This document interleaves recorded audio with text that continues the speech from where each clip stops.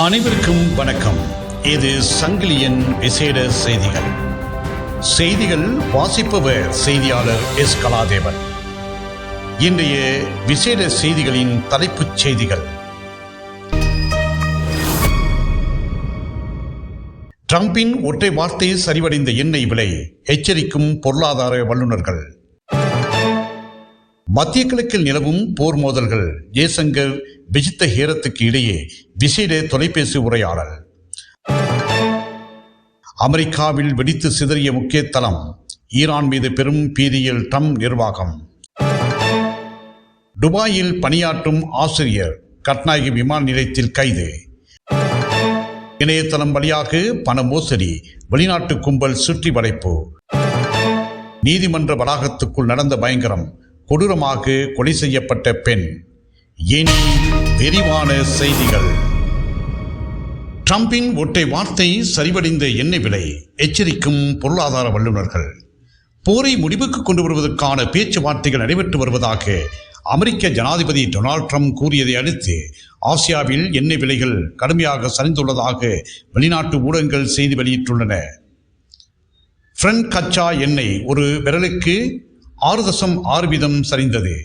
$97.56 இருந்த அந்த கச்சா எண்ணெய் 72.65 குறைவடைந்துள்ளது.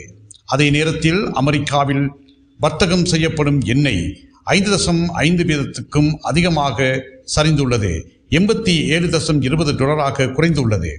போரை முடிவுக்கு கொண்டு வருவதற்கான பேச்சுவார்த்தைகள் தற்போது நடைபெற்று வருவதாகவும் அமெரிக்கா பேச்சுவார்த்தை நடத்தி வரும் தரப்பினர் ஒரு உடன்பாட்டை எட்டுவதற்கு மிகவும் ஆர்வமாக உள்ளனர் என்றும் ட்ரம்ப் கூறியிருந்தார். மத்திய கிழக்கில் நிலவும் போர் மோதல்கள், ஜெய்சங்கர் விஜித்த ஹேரத்துக்கு இடையே விசேட தொலைபேசி உரையாடல். இந்திய வெளியுறவுத்துறை அமைச்சர் எஸ். ஜெய்சங்கர் மற்றும் இலங்கை வெளிவிவகார அமைச்சர் விஜித்த ஹேரத் ஆகியோருக்கு இடையே நேற்று முன்தினம் விசேட தொலைபேசி உரையாடல் ஒன்று இடம்பெற்றுள்ளது. தற்போது மத்திய கிழக்கு பிராந்தியத்தில் நிலவும் போர் மோதல்கள் மற்றும் அதனால் ஏற்படக்கூடிய பிராந்திய ரீதியான தாக்கங்கள் குறித்து இதன்போது விரிவாக ஆராயப்பட்டுள்ளது.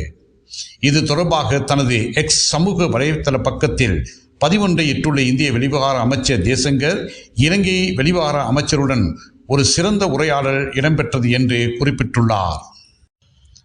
அமெரிக்காவில் வெடித்து சிதறிய முக்கிய தளம், ஈரான் மீது பெரும் பீதியில் ட்ரம்ப் நிர்வாகம். அமெரிக்காவில் டெக்சாஸ் மாநிலத்தில் உள்ள போர்ட் ஆதர்ஸில் உள்ள வளைரா எண்ணெய் சுத்திகரிப்பு நிலையத்தில் ஒரு பெரிய வெடிப்பு நிகழ்ந்துள்ளது. இது ஒரு நாளைக்கு 3,80,000 பீப்பாக்கள் கொள்வனவு கொண்ட ஒரு சுத்திகரிப்பு நிலையமாகும். வெடிப்பை தொடர்ந்து தீ விபத்து ஏற்பட்டது.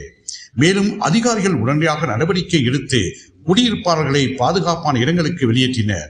இந்நிலையில் குறித்த வெடிப்புச் சம்பவம் தாக்குதலா அல்லது ஏதேனும் விபத்தா என்பதில் இதுவரை தெரியவில்லை. அமெரிக்க ஈரானிய போர் பதட்டம் அதிகரித்து வரும் நிலையில் இந்த திடீர் வெடிப்பு சம்பவம் சர்வதேச பரப்பில் பல்வேறு சந்தேகங்களை எழுப்பியுள்ளது. இணையம் வழியாக பண மோசடி, வெளிநாட்டு கும்பல் சுற்றி வளைப்பு. இணையம் வழியாக பண மோசடியில் ஈடுபட்ட சீன மற்றும் வியட்நாம் நாட்டினர் அடங்கிய குழு ஒன்று கைது செய்யப்பட்டுள்ளனர். நேற்று மாலை புத்தள போலீஸ் பிரிவின் கொட்டகந்த பகுதியில் உள்ள ஒரு வீட்டில் கைது செய்யப்பட்டதாக காலி மாவட்ட போலீஸ் அலுவலகம் தெரிவித்துள்ளது. சந்தேக நபர்களை வெளிநாட்டிடமிருந்து கணனி, மடிக்கணனி மற்றும் 84 கைபேசிகளும் பறிமுதல் செய்யப்பட்டன. பூசா இராணுவ புலனாய்வு பிரிவுக்கு கிடைத்த தகவலின் அடிப்படையில் காலி போலீஸ் அதிகாரிகள் குழுவை கொண்டு இந்த சோதனை நடத்தப்பட்டது. மேலும் சந்தேக நபர்கள் மேலதிக விசாரணைக்காக புத்தள போலீசாரிடம் ஒப்படைக்கப்பட்டுள்ளனர். நீதிமன்ற வளாகத்துக்குள் நடந்த பயங்கரம், கொடூரமாக கொலை செய்யப்பட்ட பெண். குர்நாகல் கல்கமு நீதிவான் நீதிமன்ற வளாகத்தில் உள்ள வழக்கறிஞர்கள் வளாகத்துக்கு முன்பாக 37 வயதான பெண் கொடூரமாக கொலை செய்யப்பட்டுள்ளார். மொரகொல்லகம பகுதியைச் சேர்ந்த வீரரத்ன பிரதீப் டி சில்வா என்ற பெண்ணை கொலை செய்யப்பட்டுள்ளதாக அடையாளம் காணப்பட்டுள்ளார். நேற்று காலை சுமார் 9:20 மணி அளவில் நீதிமன்ற வளாகத்தில் இந்த தாக்குதல் நடைபெற்றது. கத்திக்குத்து காயங்களால் படுகாயமடைந்த அந்த பெண் உடனடியாக கல்கமு மருத்துவமனையில் அனுமதிக்கப்பட்டார்.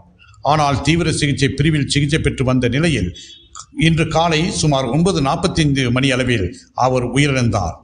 கொலை செய்ததாக சந்தேகிக்கப்படும் பானந்துரையைச் சேர்ந்த நிரோசன் டி சில்வா என்ற சந்தேக நபர் கத்தியுடன் தப்பி ஓடிய போது கல்கமுவ நகரில் போலீசாரால் கைது செய்யப்பட்டுள்ளார். துபாயில் பணியாற்றும் ஆசிரியர் கட்நாயக்க விமான நிலையத்தில் கைது.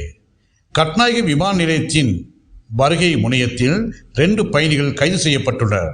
15 மில்லியன் ரூபாய் மதிப்புள்ள வெளிநாட்டு தயாரிப்பு சிகரெட்டுகளை நாட்டுக்குள் கொண்டு செல்ல முற்பட்ட வேளையில் இன்று விமான நிலைய சுங்க அதிகாரிகளால் கைது செய்யப்பட்டுள்ளனர். சந்தேக நபர்களில் ஒருவர் கம்பஹாவைச் சேர்ந்த 34 வயது ஆண் எனவும் அவர் துபாயில் பணி மேற்பார்வையாக பணிபுரிவதாகவும் தெரிய வந்துள்ளது. மற்றும் ஒருவர் கண்டியைச் சேர்ந்த 25 வயது பெண் எனவும் அவர் துபாயில் ஆசிரியராக பணிபுரிகின்றார் எனவும் தெரிய வந்துள்ளது.